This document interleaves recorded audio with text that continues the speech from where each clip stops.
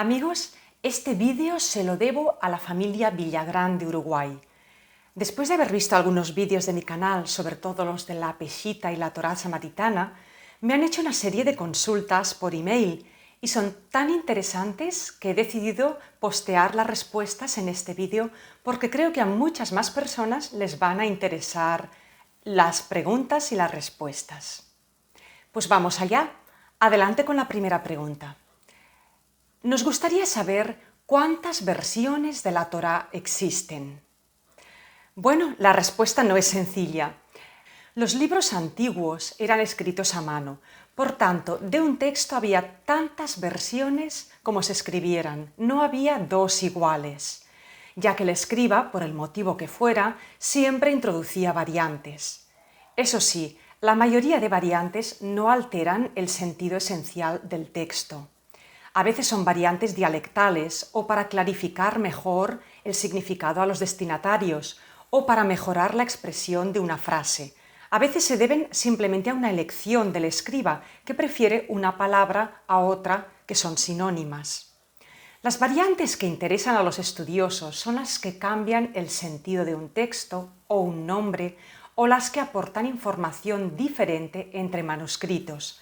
Por ejemplo, el caso del monte Garizim en la Torá samaritana.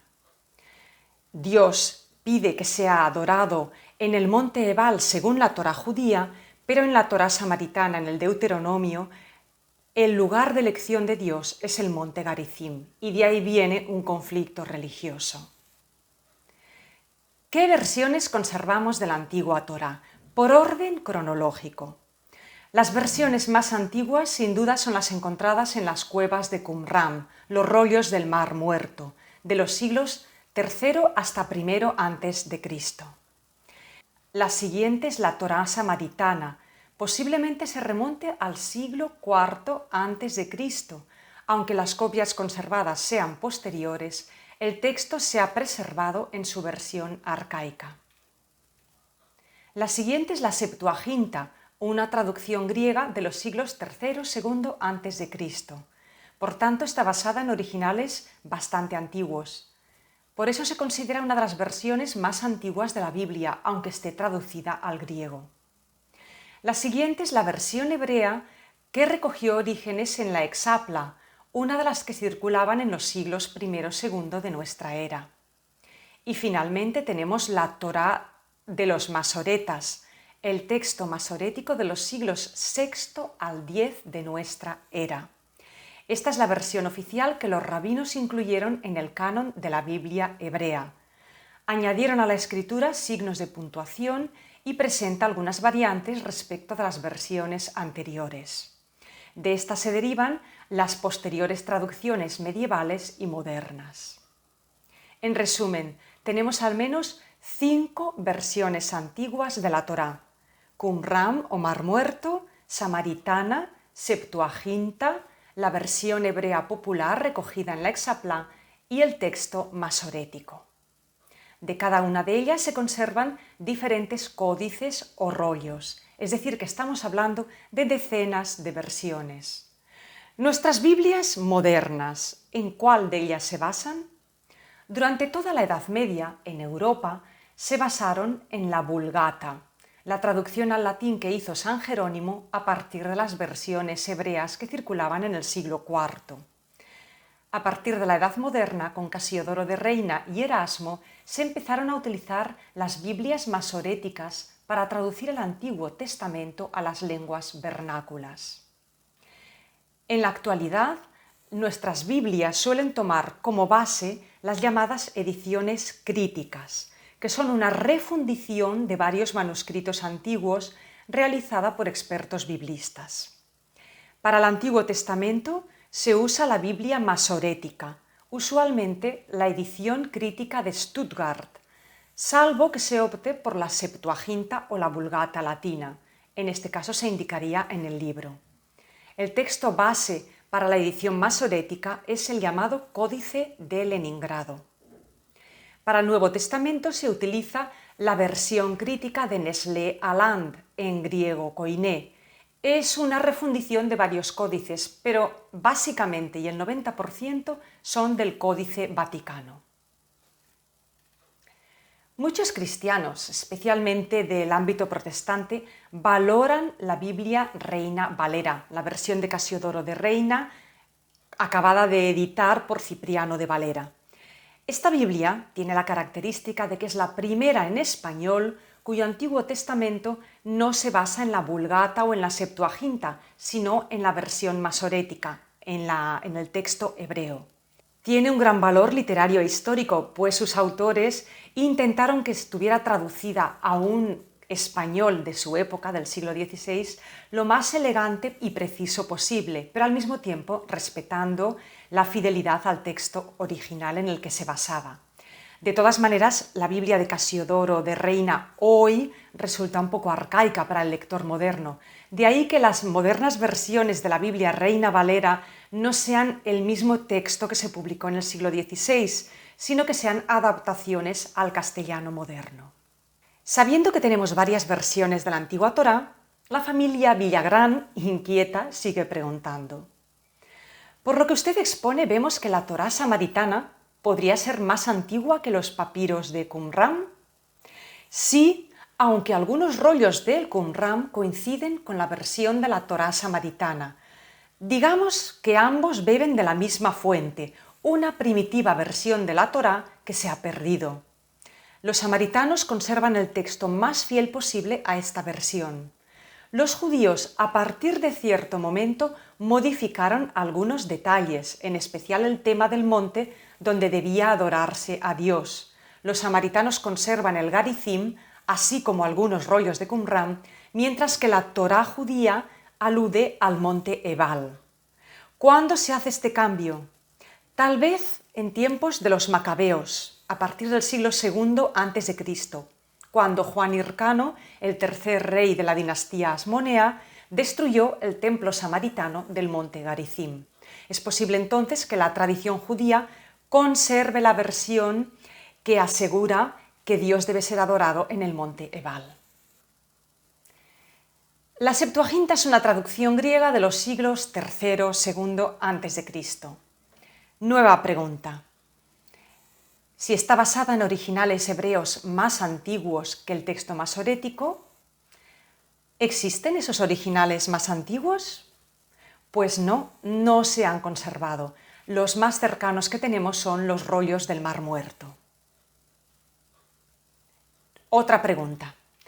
La versión hebrea que recogió Orígenes en la Exapla era una de las que circulaba entre los siglos II y III de nuestra era. ¿Entendemos que los judíos en esa época estaban ya fuera de la tierra de Israel? Bien, entre los siglos II y III quedaban judíos en el territorio de Israel, pero ya no tenían su sede central en Jerusalén y la casta sacerdotal había desaparecido con la destrucción del templo. Muchos judíos se habían dispersado por todo el Imperio Romano, alrededor del Mediterráneo. Era la diáspora. La autoridad judía se centraba alrededor de las sinagogas y el grupo que adquirió más prevalencia en esta época fue el de los fariseos, dirigidos por maestros o rabinos.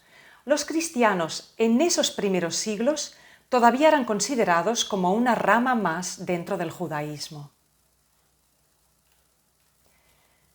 Nueva pregunta. Sobre la Biblia de los masoretas. ¿En qué texto se basaron los masoretas? ¿Cuál es el origen de sus escritos? Bien, según el Talmud, en el Templo de Jerusalén se conservaba un ejemplar del Tanaj o Escrituras Sagradas judías que debía ser el modelo para todas las demás copias. Los masoretas pudieron basarse en esta versión, aunque estamos hablando de 4 o 5 siglos más tarde de los tiempos de Jesús. Pero un texto escrito que se va copiando, como sabemos, nunca permanece igual. Los escribas que lo transmiten van incorporando adaptaciones y modificaciones. Desde la destrucción del templo en el año 70 hasta los textos masoréticos a partir del siglo VI han pasado varios siglos. Nueva pregunta. En resumen, si tenemos al menos 5 versiones antiguas de la Torá, Qumran, Samaritana, Septuaginta, la versión hebrea popular recogida por la Exapla y la masorética, Nosotros pensábamos que los israelitas tenían la Torá desde los tiempos de Moisés o Josué. ¿Existen esos escritos? Vamos a ver, en tiempos de Moisés estamos hablando del 1200, 1100 antes de Cristo, por lo menos. Según algunos autores, quizás hablamos de épocas anteriores, siglo XII-XIII antes de Cristo. En esos tiempos no existían la Torá ni la Biblia como las conocemos. De esa época anterior a la monarquía de Israel, que empezó alrededor del año 1000, solo se conservan restos de cantos épicos de la tradición oral. La historia del Éxodo y la alianza en el desierto la recogieron los profetas y los autores del Deuteronomio en los años de la monarquía, a partir de los siglos VII y VI antes de Cristo. Pero no se recopiló completa hasta el exilio de Babilonia y en el postexilio. Hablamos del siglo V antes de Cristo, es decir, 700 años después de Moisés, en la época ya del Segundo Templo. Aunque la Biblia recoge tradiciones mucho más antiguas, su redacción final es más reciente. No se conservan escritos hebreos de la época de Moisés ni de los jueces. Pregunta: ¿Moisés escribió el Génesis? No. El Génesis es obra de la escuela sacerdotal, en el exilio y en el postexilio después de Babilonia. Recoge tradiciones más antiguas y las ordena formando un relato coherente y progresivo que va explicando el origen del mundo, de la humanidad y del pueblo de Israel. Pero no fue escrito por Moisés, aunque la tradición antigua de los judíos así lo afirma. Era costumbre en la antigüedad atribuir los libros sagrados o las escrituras más importantes para un pueblo o una comunidad a algún personaje relevante de su historia. Por eso se atribuyen a Moisés los libros del Pentateuco, aunque es prácticamente imposible que los escribiera por razones históricas y literarias, que podemos explicar más ampliamente en otra ocasión. Tampoco es David el autor de todos los salmos. Basta con leer el libro de los salmos y ver que la autoría de muchos de ellos se atribuye a otros autores. Ni Salomón es el autor del libro de la sabiduría, escrito en el siglo II a.C. Salomón vivió en el año 900 a.C. Esta atribución de escritos importantes a autores o a personajes famosos de la antigüedad era algo muy típico. No era un intento de engañar ni enredar a nadie, simplemente era la tradición. Otra pregunta. ¿La Vulgata proviene de la Exapla? No, pero tanto Orígenes como Jerónimo trabajaron con versiones similares de la Biblia hebrea, las que circulaban en su época, tal vez copias de la que se conservaba en el Templo de Jerusalén. Orígenes utilizó estas versiones hebreas para compararlas con los textos griegos y buscar la versión más fiel posible a lo que él pensaba que era el original, y Jerónimo las utilizó para su traducción al latín, la que sería conocida como Vulgata. Pregunta: ¿en qué versión hebrea se basó Casiodoro de Reina para su traducción de la Biblia? Casiodoro de Reina consultó el texto masorético de las versiones de las que pudo disponer en el siglo XVI. Es muy posible que se basara en la llamada Biblia rabínica de Bomberg, publicada por un editor cristiano, Bomberg, en Venecia en el año 1525. Esta Biblia se distribuyó ampliamente en las principales bibliotecas de Europa. Casiodoro de Reina quizás accedió a ella durante sus estancias en Inglaterra, en Oxford o en Cambridge, o tal vez en Amberes o en Ginebra. O tal vez se la pasó a algún grupo de estudio protestante. Estos grupos eran muy activos y cooperaban entre sí pasándose textos y manuscritos. Además, Casiodoro de Reina consultó la Vulgata y la Septuaginta para asegurarse de que su traducción era lo más exacta y adaptada posible al castellano de su época. Él quería una obra elegante, clara, literaria, accesible a todos los públicos, pero al mismo tiempo fiel a los textos antiguos. La familia Villagrán comenta que hemos sido criados un poco en la ignorancia, pues siempre se pensó que la Biblia la escribió el propio Adán o quizás el propio Moisés, o que los evangelios fueron escritos en el mismo tiempo de sus acontecimientos. Bueno, esta ignorancia la verdad es que está muy extendida. Somos muchos los cristianos que leemos la Biblia, la escuchamos, incluso oímos predicaciones sobre ella, la comentamos, pero no conocemos la historia de los textos. Es bastante habitual.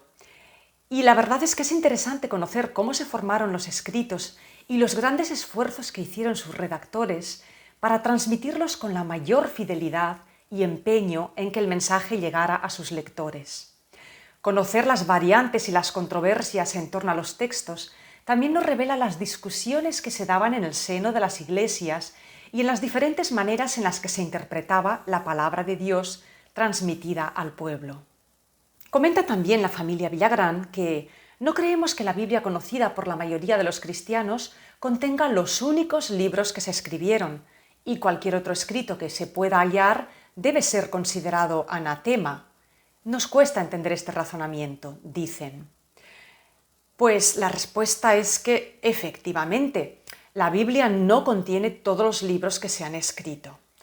La Biblia contiene los libros que los sabios y los líderes de las comunidades, tanto judías como cristianas, han considerado inspirados. Los criterios para incluir o no un libro en el canon son razonables. Primero, su relevancia teológica. Segundo, su antigüedad, su arraigo en las comunidades. Tercero, su coherencia con el mensaje de Jesús, en el caso de los escritos cristianos, y la coherencia entre unos escritos y otros. Se tendió a rechazar muchos textos apócrifos por sus tendencias heréticas o por el componente fabuloso o fantástico, poco verosímil. Otras veces los libros fueron rechazados por su oscuridad y complicación para ser interpretados, como al caso de algunos Apocalipsis o los libros sobre visiones del final de los tiempos. Aunque no se negaba su interés, se consideró que no eran aptos para enseñar lo más importante a los fieles y que podían inducir a errores o a ideas desviadas.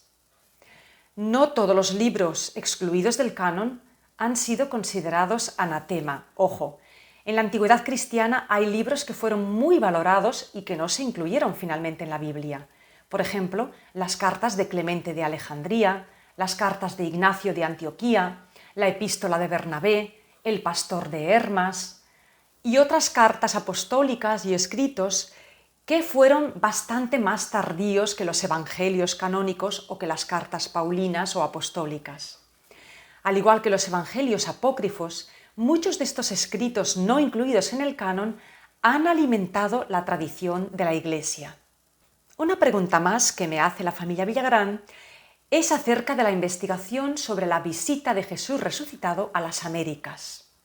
Han leído de ella por varias fuentes, restos de tradiciones indígenas, relatos de las primeras impresiones que tuvieron los indígenas al ver a los españoles por primera vez, hasta conclusiones bastante serias de historiadores como Pedro Cieza de León en sus crónicas del Perú. Los más impactantes son las tradiciones sagradas de la mayoría de grupos indígenas de las Américas, me dicen. Mi respuesta es que, lo confieso, desconozco bastante el tema. Sí que he oído hablar de él, pero no puedo daros respuesta. Así que, bueno, me dais un tema más para investigar. Después, la familia Villagrán me habla del Libro de Mormón, que contiene mucha información detallada sobre las migraciones provenientes de Babel y de Israel en diferentes tiempos, venidas a las Américas. El relato principal se centra en la visita de Cristo resucitado. Mucho se opina sobre el Libro de Mormón, aún sin estudiarlo, por parte de críticos ignorantes, me dicen. Ellos lo han estudiado y ven mucha relación con la cultura hebrea, y lo que más les impacta son las profecías respecto a los pueblos nativos de las Américas. Mi respuesta, de nuevo, es que tampoco puedo opinar al respecto, puesto que no he leído el Libro de Mormón ni he estudiado estas tradiciones. Me parece natural que un libro dentro de la órbita cristiana e inspirado en la Biblia, pues pueda basarse en estas fuentes hebreas y respire una fuerte influencia de los escritos hebreos. Una vez más, me dicen, le agradecemos el tiempo que se ha tomado para contestarnos y leer nuestras consultas y comentarios. Bueno, pues yo os agradezco a vosotros, Federico y familia, vuestras preguntas, vuestro enorme interés por la Biblia y los textos, y también que me hayáis dado la oportunidad de contestaros y compartir todo esto con las personas que siguen este canal. Ojalá las respuestas dadas sean de vuestro interés, y si tenéis más preguntas, tanto vosotros como quien sea que vea este vídeo, podéis postearlas tanto en la descripción como en los comentarios del vídeo, o podéis enviarme un correo electrónico y con mucho gusto, si está en mi mano y en la medida de lo posible, os contestaré para poder compartir con vosotros estos conocimientos. Por último, os invito a las personas que veáis este vídeo a formar parte de mi lista de amigos de la Biblia. En la descripción del vídeo también encontraréis un enlace para ello. Gracias una vez más y hasta pronto.